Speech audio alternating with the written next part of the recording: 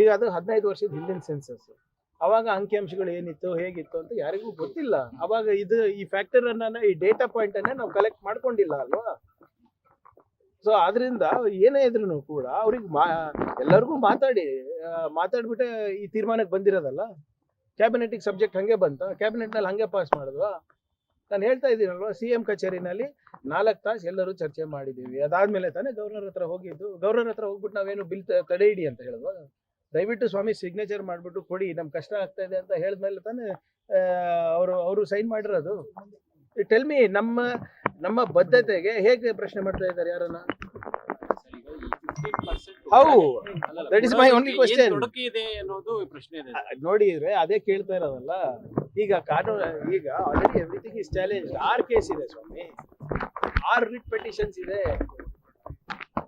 ಅದನ್ನ ಒಂದಕ್ಕೊಂದು ನೀವು ಹೊತ್ಕೊಂಡು ಹೋದ್ರೆ ನಮ್ಮ ಮಕ್ಕಳ ಭವಿಷ್ಯ ಹೇಗ್ ಕಟ್ಟದ್ ನಾವು? ಬರೇ ಒಂದ್ ಸಮಾಜದಲ್ಲ, ಎಲ್ಲರದು ಜವಾಬ್ದಾರಿ ಅಲ್ಲ ನಮ್ದು. ಹೌದು, ಹೆಚ್ಚು ನಮ್ಮ ಸಮಾಜದ ಮೇಲೆ ಇರ್ಬೇಕು. ಯಾಕಂದ್ರೆ ನಮ್ಮ ಸಮಾಜಗಳು ಏನೋ ವಂಚಿತರಾಗಿದ್ದಾರೆ.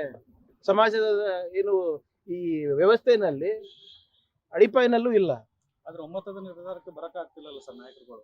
ಯಾವ್ದು ಸರ್? ಇದು ವಿಚಾರವಾಗಿ ನಾನು see whatever it is, ನಾನು ಅದೇ ಹೇಳ್ತಾ ಇದ್ದಿಲ್ಲಲ್ಲ. You need a constitutional solution for this. You need a legal resolution for this. ಈಗ ಇಷ್ಟೆಲ್ಲ ಇವ್ರು ಬಿಜೆಪಿ ನಾಯಕರು ಮಾತಾಡ್ತಾ ಇದಾರಲ್ಲಪ್ಪ. ಒಂದು ಬಿಜೆಪಿ ರಾಜ್ಯದಲ್ಲಿ ಇದು ಮಾಡ್ತಾ ಇದಾರ? ಒಂದು ಬಿಜೆಪಿ ರಾಜ್ಯದಲ್ಲಿ ಕೊಂಡಾಡ್ತಾರಲ್ಲಪ್ಪ. ಇವ್ರು ಹೇಳ್ತಾರಲ್ಲ, ಇಡೀ ಭಾರತದಲ್ಲಿ ಬರೇ 2 ರಾಜ್ಯದಲ್ಲಿ ಮಾತ್ರ ಕಾಂಗ್ರೆಸ್, 3 ರಾಜ್ಯದಲ್ಲಿ ಮಾತ್ರ ಕಾಂಗ್ರೆಸ್, ಮಿಕ್ಕಿದೆಲ್ಲ ಕಡೆ ಬಿಜೆಪಿ ಇದೀವಿ ಅಂತ ಎದೆ ತಟ್ಟು ಹೇಳ್ತಾರಲ್ಲ. ಯಾವ ಬಿಜೆಪಿ ರಾಜ್ಯದಲ್ಲಿ ಮಾಡಿದಾರೆ? SCP TSP ಹಣ ಮೀಸಲಿಟ್ಟಿದಾರ ಅವರ ಜನಸಂಖ್ಯೆಗೆ ಅನುಗುಣವಾಗಿ? ಒಂದು ರಾಜ್ಯದಲ್ಲಿ ತೋರಿಸ್ಬಿಡಿ ಬಿಜೆಪಿ ರಾಜ್ಯದಲ್ಲಿ ಇಂಟರ್ನಲ್ ರಿಸರ್ವೇಶನ್ ಅದು ಮಾಡಿದಾರ. ಅಲ್ಲಿ ಯಾಕೆ ಆಗ್ತಾ ಇಲ್ಲ ಈ ಸಮಸ್ಯೆಗಳು? ಸರ್, ಈಗ ರಾಜ್ಯದ ನಾಯಕತ್ವ ನಿರೀಕ್ಷೆಯಲ್ಲಿರೋ ದಲಿತ ಸಮುದಾಯಕ್ಕೆ ಈ ನಾಯಕ ಇದು ಒಳ ಮೀಸಲಾತಿ ಜಟಾಪಟಿ ಹಿನ್ನಡೆ ತರಲ್ವಾ ಸರ್? ನೋಡಿ, ಇದಕ್ಕೆ ಏನ್ ಸಮಸ್ಯೆ ಇಲ್ಲ. ದಲಿತ ನಾಯಕತ್ವಕ್ಕೆ ಯಾವುದೇ ರೀತಿಯಾದಂತ ಹಿನ್ನಡೆ ಇಲ್ಲ. ನಮ್ಮ ಲೀಡರ್ ಪರಮೇಶ್ವರ್ ಅವರು ಇದ್ದಾರೆ, ಮುನಿಯಪ್ಪ ಸಾಹೇಬ್ರು ಇದ್ದಾರೆ, ಮಹದೇವಪ್ಪ ಸಾಹೇಬ್ರು ಇದ್ದಾರೆ. ನೀವು ನಂಗೆ ನಾಯಕರಾಗಿ ಒಪ್ಕೊಂಡಂಗಿದ್ರೆ ನಾನು ರೆಡಿ ಇದ್ದೀನಿ ಸರ್. ಇನ್ನೊಂದು ಪ್ರಮೋಷನ್ ಸಿಗುತ್ತಾ ಸರ್? ಕುಮಾರಸ್ವಾಮಿ ಅವರು ಗಂಭೀರ ಆಪಾದನೆ ಫೋನ್ ಟ್ಯಾಪಿಂಗ್ ಬಗ್ಗೆ ಸರ್.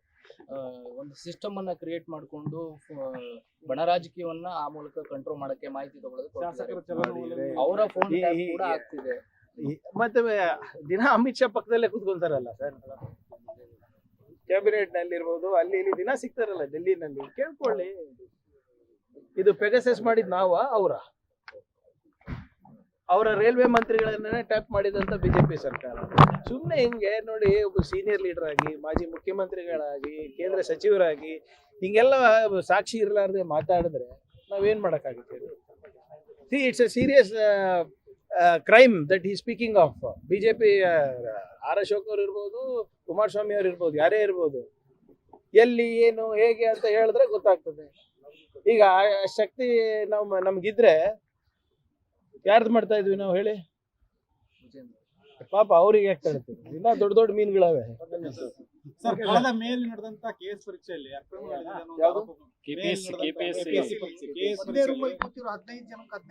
ಒಂದೇ ಫ್ಯಾಮಿಲಿ 2-3 ಜನ ಕೇಸ್ ಆಯ್ಕೆ ಆಗಿರೋದ್ರ ಬಗ್ಗೆ ಸಾಕಷ್ಟು ಆಕ್ಷೇಪಣೆ. ಹೆಚ್ಚು ಮಾಹಿತಿ ಇಲ್ಲ ನನಗೆ. ಆದ್ರೆ ಒಂದ್ ಮಾತ್ರ ನಾನು ಹೇಳಕ್ ನಾನು ಬಯಸ್ತಾ ಇದ್ದೀನಿ. ಈ ಸ್ಪರ್ಧಾತ್ಮಕ ಪರೀಕ್ಷೆನಲ್ಲಿ ಮತ್ತೆ KPSC ಪರೀಕ್ಷೆಗಳಲ್ಲಿ ಅಕ್ರಮ ನಡಿಬಾರದು ಅಂದ್ಬಿಟ್ಟು ಕಾಯ್ದೆ ಮಾಡಿರೋದು ನಮ್ಮ ಸರ್ಕಾರ. Prevention of corruption in